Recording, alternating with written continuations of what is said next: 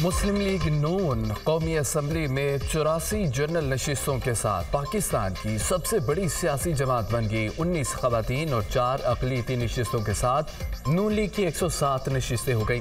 सुन्नी इत्तेहाद council 81 नशिस्तों के साथ दूसरे नंबर पर विराजमान। पीपल्स पार्टी कौमी असम्बली की 68 नशिस्तें हासिल करके तीसरी बड़ी जमात। पीपल्स पार्टी ने 54 जनरल, 12 खवातीन, 2 अक़लियती नशिस्तें हासिल की। MKM 22 नशिस्तों के साथ चौथी बड़ी पार्लिमानी जमात बन गई। MKM 17 जनरल, 4 खवातीन और 1 अक़लियती नशिस्त हासिल करने में कामयाब हुई। JUI 7, मुस्लिम लीग 5 और इस्तेहकाम पाकिस्तान पार्टी 4 सीटें हासिल कर सकी। पंजाब असम्बली के 371 के ऐवान में 321 नौ मुंतखब अरकान ने हल्फ उठा लिया। स्पीकर सुल्तान खान ने अरकान से हल्फ लिया। मुस्लिम लीग नून के 201, सुन्नी इत्तेहाद के 98, पाकिस्तान पीपल्स पार्टी के 10, काफ लीग के 9 और IPP के 3 अरकान ने हल्फ लिया। मरियम नवाज ने भी हल्फ उठाया। स्पीकर सुल्तान खान की नौ मुंतखब अरकान को मुबारकबाद, नेक तमन्नाओं का इजहार, ऐवान में शोर शराबा और नारेबाजी ना करने की हिदायत। स्पीकर और डिप्टी स्पीकर का इंतखाब आज खुफिया रायशुमारी से होगा। 4 अरकान पर मुश्तमिल पैनल ऑफ चेयरमैन मुकर्रर कर दिया गया। अरकान ने हाजिरी रजिस्टर पर दस्तखत किए। पंजाब असम्बली का इजलास आज 4 बजे तक मुलतवी। पंजाब असम्बली में स्पीकर और डिप्टी स्पीकर के लिए नून लीग और सुन्नी इत्तेहाद कौंसिल के उम्मीदवारों ने कागजात नामजदगी जमा करवा दिए। मुस्लिम लीग नून ने स्पीकर पंजाब असम्बली के लिए मलिक अहमद खान के कागजात नामजदगी जमा करवाए। सुन्नी इत्तेहाद कौंसिल ने स्पीकर के लिए अहमद खान बिचड़ के कागजात जमा करवा दिए। डिप्टी स्पीकर के लिए मुस्लिम लीग नून ने मलिक जहीर इकबाल चन्नड़ और सुन्नी इत्तेहाद कौंसिल के मोइन रियाज कुरैशी के कागजात जमा करवाए।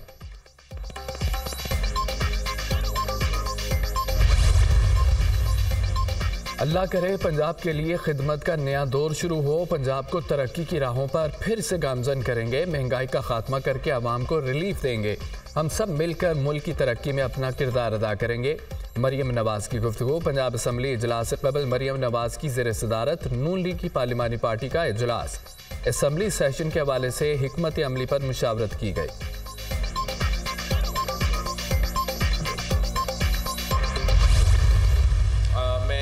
एंटनी नवीद साहब से रिक्वेस्ट करता हूँ कि वो ज़रा एंटनी नवीद साहब आपका डेप्यूटी स्पीकर का इंशाअल्लाह ताला उम्मीदवार होगा।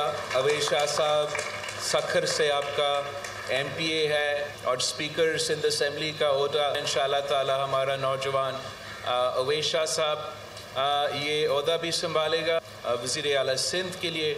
और हम मुराद अली शाह साहब से रिक्वेस्ट करेंगे कि वो एक बार फिर ये ओहदा संभाले। पीपल्स पार्टी ने सिंध असम्बली में कायदेवान स्पीकर और डिप्टी स्पीकर के नामों का ऐलान कर दिया। मुराद अली शाह एक बार फिर वज़ीर आला सिंध के उम्मीदवार होंगे।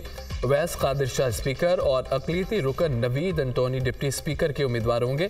बिलाल भुट्टो जरदारी का पीपल्स पार्टी की पार्लिमानी पार्टी का इजलास से खिताब। कहा, मैंने वफाकी हुकूमत से कोई वजारत मांगी, न वफाकी काबीना का हिस्सा होंगे।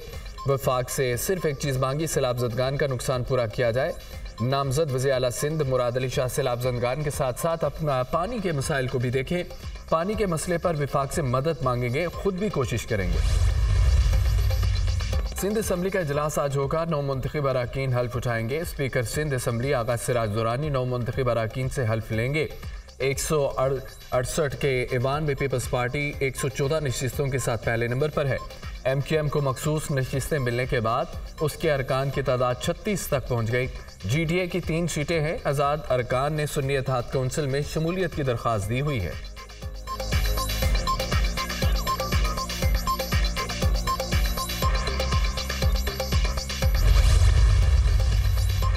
GDA, PTI, जमात इस्लामी और JUI का सिंध असम्बली के बाहर एहतजाज का ऐलान। आम इंतखाबात में मुबैना दांदे के खिलाफ हल्फ न उठाने का ऐलान कर दिया। अमीर जमात इस्लामी कराची हाफिज नईमुर रहमान का कहना था, हमारी जद्दोजहद पुरअमन है। हम कानूनी और आइनी एहतजाज की तरफ जा रहे हैं। हम नए इलेक्शन की तरफ जाएंगे। सदर PTI सिंध हलीम आदिल शेख का कहना था कि यह इलेक्शन नहीं फ्रॉड किया गया। नून लीग PP और MKM से बात नहीं होगी। GDA रहनुमा सफदर अब्बासी बोले कि धांधली ज़दा इलेक्शन को किसी सूरत तस्लीम नहीं करते।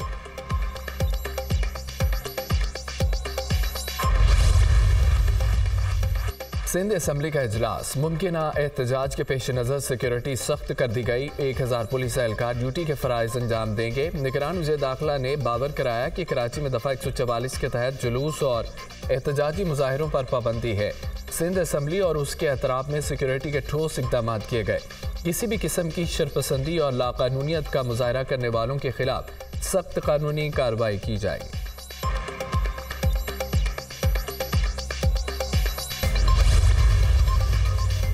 निगरान वज़ीर आला खैबर पख्तूनख्वा ने असम्बली इजलास तलब करने के लिए समरी गवर्नर को अरसाल कर दी। गवर्नर खैबर पख्तूनख्वा गुलाम अली का कहना है कि आइन और कानून के मुताबिक 29 फरवरी तक असम्बली इजलास तलब करना ज़रूरी है।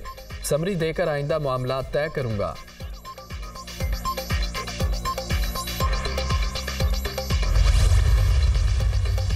सदर नून लीग और नामजद वज़ीर आज़म शहबाज शरीफ से MQM वफ़द की मुलाकात। मुल्की सूरत हाल और सियासी ताउन के हवाले से उमूर पर तबादला ख्याल किया गया। कायदीन ने इत्तफ़ाक़ किया कि अवामी खिदमत के लिए मुत्तहिद होकर आगे बढ़ेंगे। सियासी मफादात के बजाय कौमी मफादात तरजीह हैं। शहबाज शरीफ ने कहा कि सबकी जिम्मेदारी है कि मिलकर मुल्क को मुआशी खतरात से बचाएं। बलोचिस्तान अवामी पार्टी के वफ़द की भी शहबाज शरीफ से मुलाकात। हुकूमत साजी के लिए गैर मशरूत हिमायत का ऐलान कर दिया। बलोचिस्तान असम्बली के नौमुंतखब लीगी अरकान की शहबाज शरीफ से मुलाकात। सूबे में इत्तेहादियों के साथ मखलूत हुकूमत के क़याम पर इत्तफाक। नौमुंतखब अरकान की जानिब से गवर्नर के लिए शेख जाफर मंदोखेल का नाम पेश किया गया।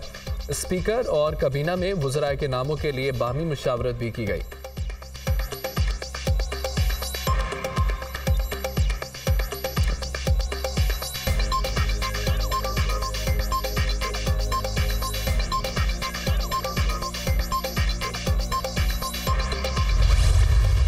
जो लेटर हम IMF को लिखेंगे, हम मुल्क के मफाद में ही लेटर लिखेंगे। मुल्क के मफाद के खिलाफ कभी भी कोई चीज़ नहीं करेंगे। मुल्क की इकानमी को बेहतर करने के लिए हर रोल प्ले करेंगे। हम बहरहाल पाकिस्तान में कानून की बालादस्ती चाहते हैं, पाकिस्तान की बेहतरीन इकानमी चाहते हैं और पाकिस्तान में किसी भी अवाम बुनियादी हकूक़ की तहफ़्फ़ुज़ चाहते हैं।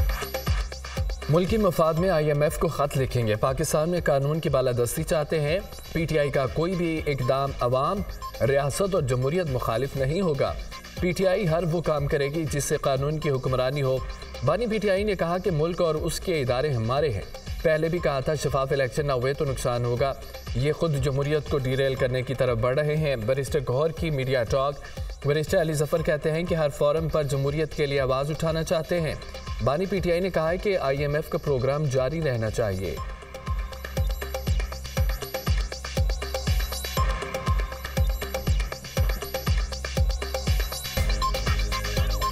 जहाँ तक PTI इमरान खान साहब का ताल्लुक़ है, उन्होंने कहा है कि IMF का प्रोग्राम जारी रहना चाहिए और वो पाकिस्तान की ज़रूरत है इकॉनमी को बेहतर करने के लिए, गवर्नेंस करने के लिए बेहतर और एक इस्तेकाम पैदा करने के लिए माशी इस्तेकाम वो अपनी जगह जारी रहे, लेकिन उसके साथ साथ जमहूरियत का भी एक तकाज़ा है।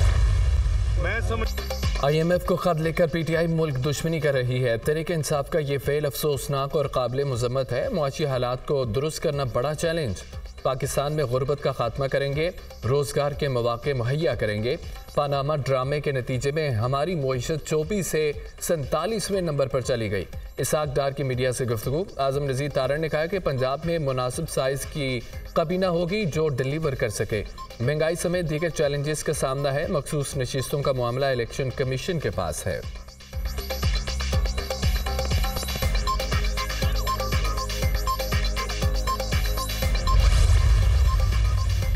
नई हुकूमत के साथ काम करने के मुंतज़र हैं।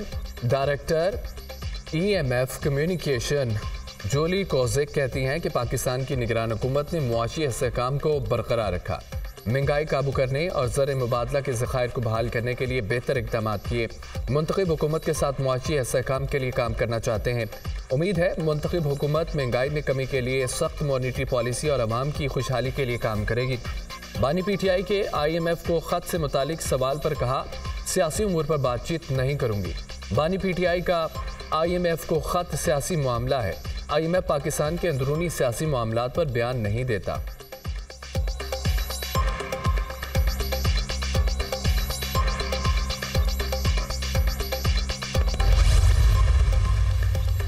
सुन्नी इत्तेहाद कौंसिल को मखसूस नशिस्तों का कोटा देने का फैसला ना हो सका। इलेक्शन कमीशन का अहम इजलास बगैर किसी नतीजे के खत्म। सुन्नी इत्तेहाद कौंसिल को मखसूस नशिस्तें देने के मामले पर इलेक्शन कमीशन का इजलास पीर को दोबारा तलब।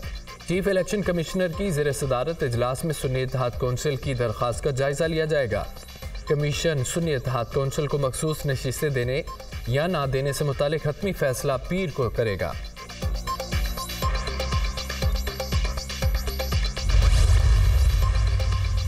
शहबाज शरीफ ने एन 132 कसूर और PP 158 की नशिस्त से इस्तीफा दे दिया।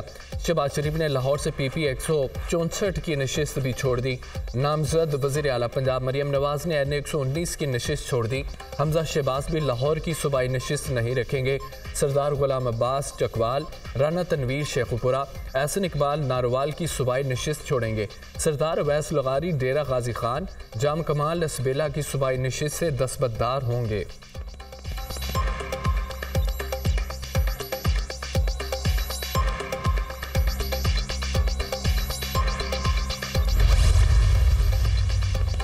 साबिक कमिश्नर रावलपिंडी लियाकत चट्टा के इल्ज़ामात। इलेक्शन कमीशन की इंक्वायरी कमेटी ने साबिक कमिश्नर के इल्ज़ामात को मनगढ़ंत करार दे दिया। इंक्वायरी कमेटी ने रिपोर्ट कमीशन को पेश कर दी। इंक्वायरी कमेटी ने लियाकत चट्टा के खिलाफ कानूनी कार्रवाई की सिफारिश कर दी। लियाकत चट्टा के खिलाफ तौहीन इलेक्शन कमीशन या क्रिमिनल कार्रवाई की जाए। रिपोर्ट में कहा गया है कि लियाकत चट्टा के इल्ज़ामात झूठ पर मबनी है। लियाकत चट्टा ने तस्लीम किया कि किसी के बहकावे में आकर बयान दिया।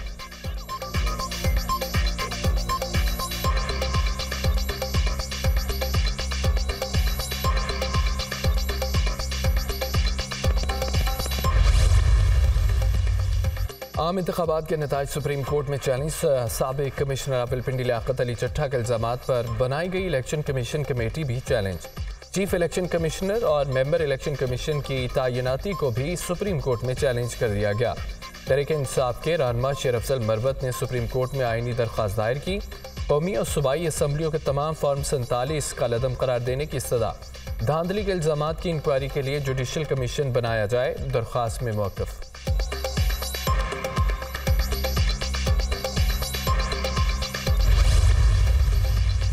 निगरान हुकूमत ने कम मुद्दत में रिकॉर्ड तरक्याती काम कराए। काबीना ने दिन रात काम किया। निगरान हुकूमत ने सिफारिशी कल्चर की हौसला शिकनी की। ब्यूरोक्रेसी ने बेहतरीन अंदाज में फ़राइज़ सर अंजाम दिए। ये ब्यूरोक्रेसी आपके साथ चलने वाली और आपको कामयाब बनाने वाली है। निगरान वज़ीर पंजाब मोहसिन नकवी का पंजाब की निगरान काबीना के अलविदाई इजलास से खिताब। कहा, निगरान हुकूमत ने तनख्वाह लिए बगैर हर काम मेरिट और शफाफियत से किया।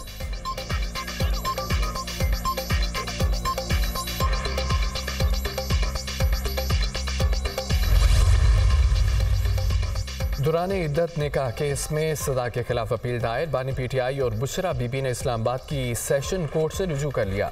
सेशन कोर्ट में निकाह केस के फैसले के खिलाफ दरख्वास्तें दायर। इद्दत में निकाह केस का फैसला गैर कानूनी, गैर इस्लामी, गैर शरई और इंसाफ के बरखिलाफ है। दरख्वास्त में मौक़िफ़। दौरान इद्दत निकाह केस में 3 फरवरी के फैसले को कलअदम करार देने की सजा। अदालत ने बानी PTI को 7 साल कैद और 5 लाख रुपये जुर्माने की सजा का हुक्म दिया था।